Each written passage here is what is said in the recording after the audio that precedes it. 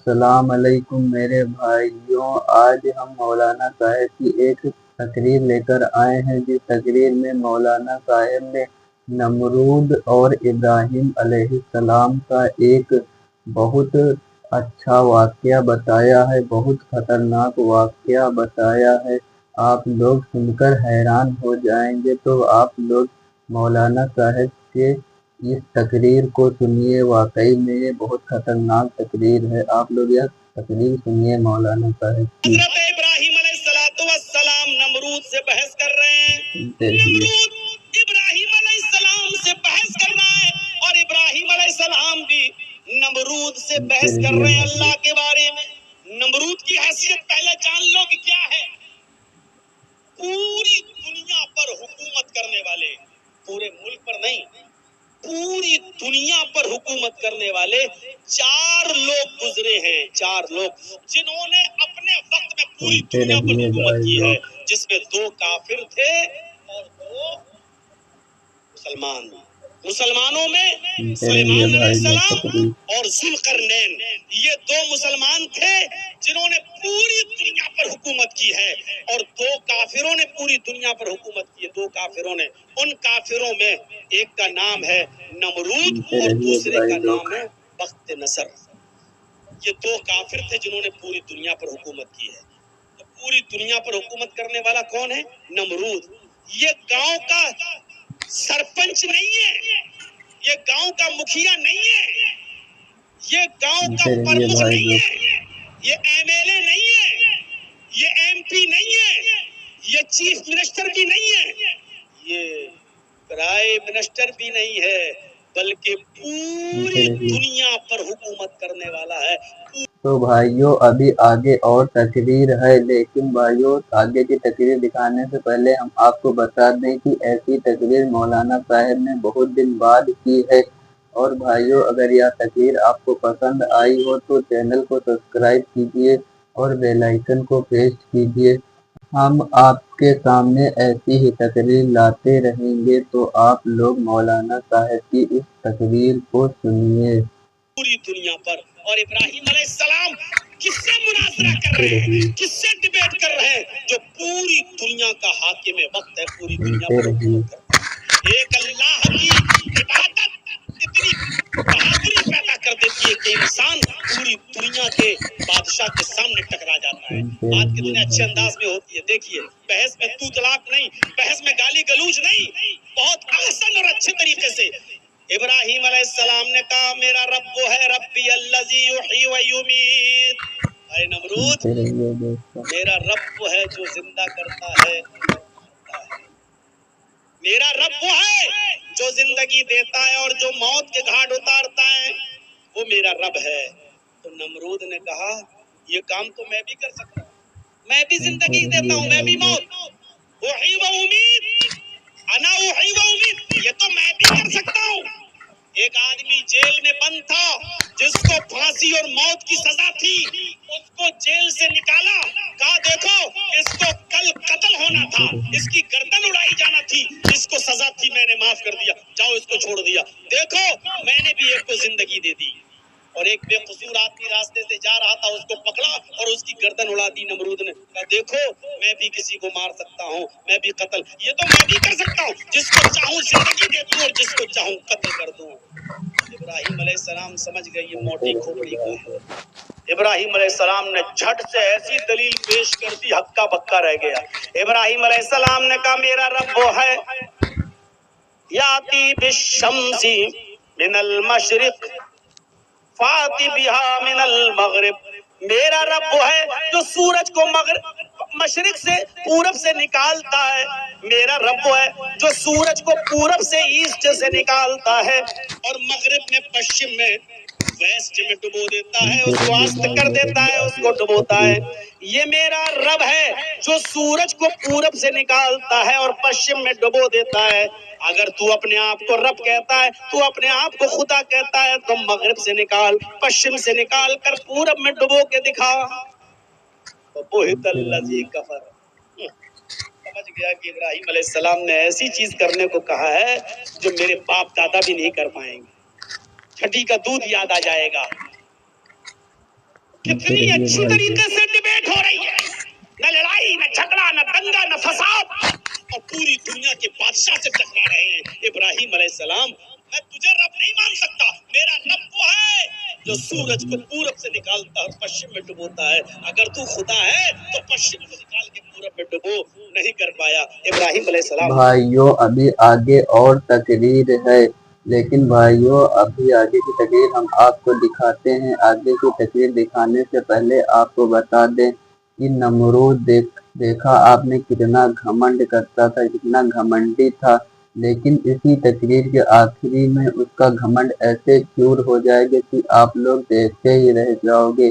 तो अब हम मौलाना साहब की तकरीर शुरू करते हैं। आप लोग मौलाना साहब की या फिर से तकरीर और सुनिए आगे की। तू मेरा खुदा नहीं हो सकता। सुनते रहिए भाई लोग। दावत दो तो हिकमत से, इब्राहिम अलैहिस्सलाम ने भी तो हिकमत से दावत दी। समझाते रहे, जब लोग नहीं माने, जब रास्ते पे नहीं आए तो क्या किया, बुत खाने में घुस गए। आप मत घुस जाइएगा, हिंदुस्तान में रह रहे हो।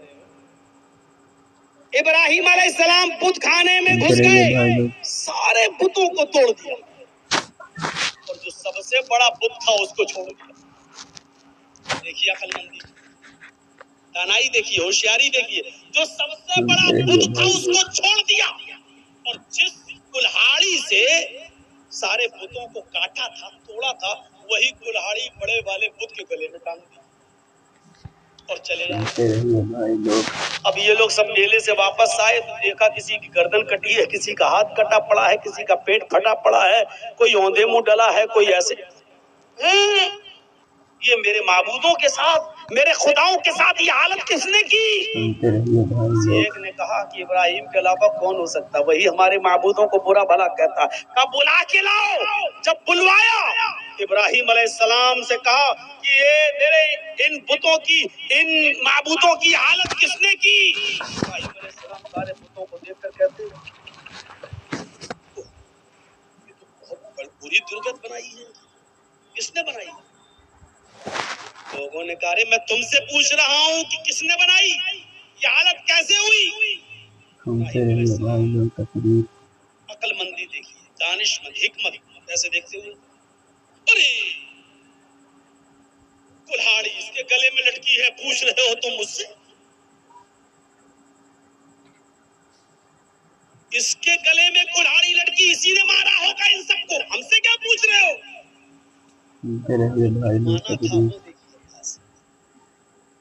इब्राहिम तुम अच्छी तरीके से जानते हो ये बड़ा बुत उतर भी नहीं सकता, कुल्हाड़ी पकड़ भी नहीं सकता, चल भी नहीं सकता, यहाँ आ भी नहीं सकता, कुल्हाड़ी चला भी नहीं सकता, मार भी नहीं सकता, ये कुछ नहीं कर सकता।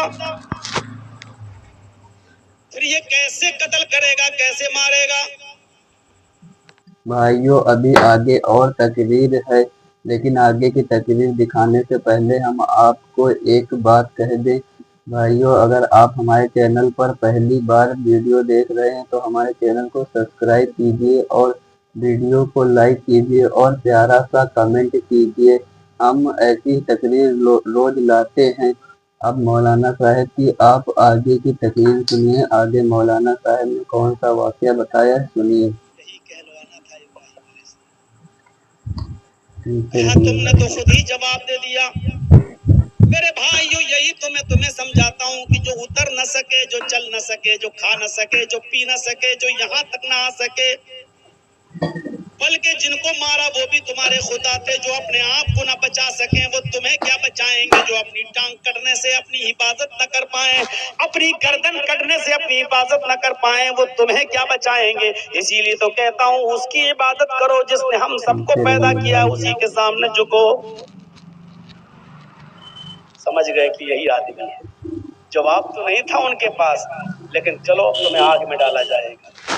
लेकिन दलील दी तो हिकमत के साथ, दानाई के साथ। वो अलग बात है कि तौहीद की दावत में परेशानियां तो आएंगी, इब्राहिम अलैहिस्सलाम के ऊपर भी परेशानी आई, लेकिन गाली नहीं दी। बुरा भला नहीं कहा, बेशक हिकमत के साथ कितने अच्छे स्टाइल में समझाया।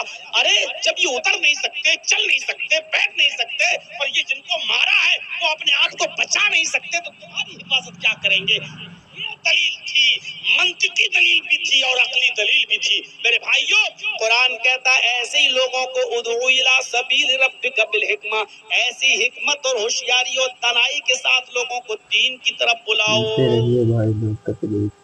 बहुत होशियारी के साथ, और बहस करो तो अच्छे तरीके से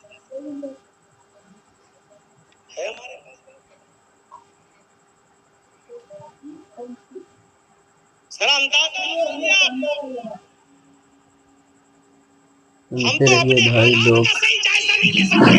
सुनते रहिए भाई लोग। आपको पता नहीं, आप अंगार, जिस अंगार पर बैठे हुए हैं हम और आप, सोशल मीडिया पे चले जाइए तो चर्चों पे चर्चे करवा लो। सुनते रहिए भाई लोग।